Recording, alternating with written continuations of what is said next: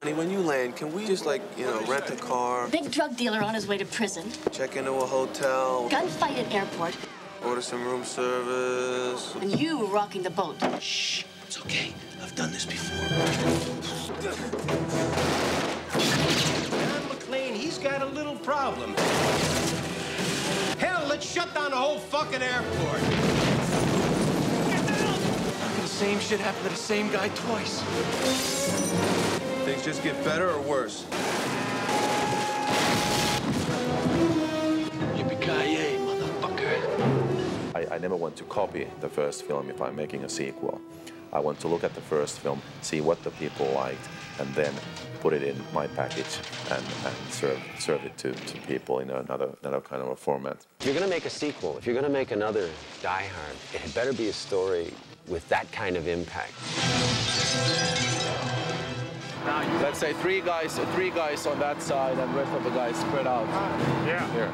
Okay, let's do another rehearsal. Okay. First reason that I was interested in this project was that we would try to do something different from the first film, yet keep the same basic elements, which are humor and action and excitement and suspense and kind of a family drama elements. Yeah, this is Lieutenant McClane. Somebody that just beat me? I'd like to think I'm somebody. Honey. It's not just a comic book cartoon action movie, but that the characters are real, they have real emotions, real feelings, real relationships. Yeah, take that Twinkie out of your mouth and grab a pencil, will you? We also kept some characters from the first movie to make it familiar for the people who saw the first movie. You cannot put me near that woman. He means he's filed a restraining order against me. That woman assaulted me, and she humiliated me in public.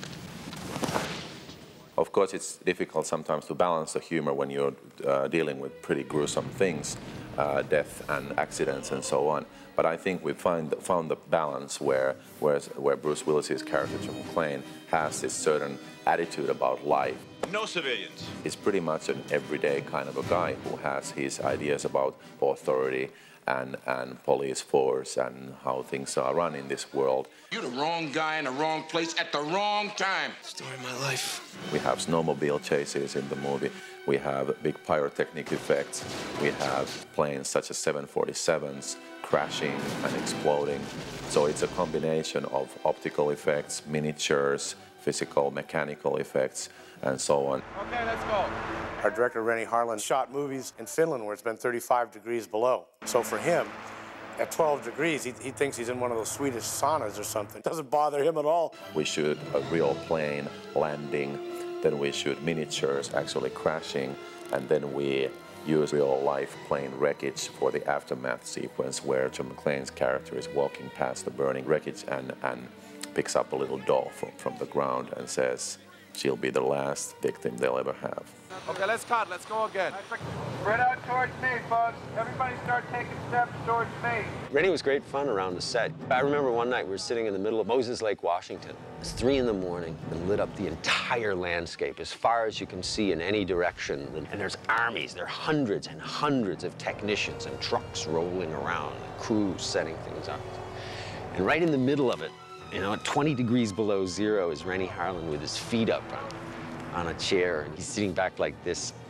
And I was standing next to him, and he turned to me and said, "It's kind of exciting, don't you think?"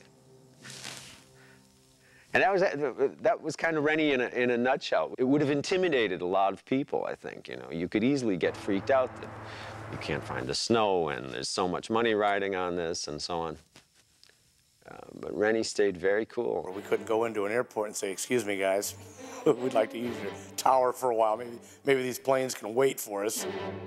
We have built some huge sets. We built the whole air traffic control tower on one stage and surrounded it with a gigantic miniature set where we see the runways and the airport terminal buildings. The stage is about 130 by 207, I believe, and the tower takes up a certain amount of the back part, and then we put all of the rest of the airport out in this direction. All these structures have been a huge effort for the production design and art direction team to actually physically build. In this particular set, we went to an upstairs control tower so that we had a having both sets accessible by the same scene, so we could walk up and down and all of that. Most of the equipment was built for the movie. Basically stayed with a realistic design of a approach control. We had the same kind of ideas of what the look of and the design of the picture should be. It should be very modern, very high-tech looking. The problem's all over. What's it look like? No lights. Approach control, it's gone. Jesus! Instrument landing system is down. Every goddamn system's dead. McClane has just killed Baker with an icicle by the corner of this house. Working with Bruce has been really great.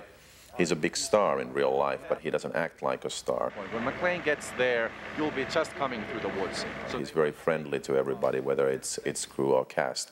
He's a very giving actor. He helps the other actors who are in the scenes with him. And we spent a lot of time rehearsing and going through the script with him and seeing that everything works for his character. And he worked with me on the dialogue a lot. Can we do a close-up of him when he finds the gun? I think Rennie's great. I think he's doing a really good job. It's a hard task to try and top the first film. I think he's done it. I think this is a much larger film, a much more exciting film.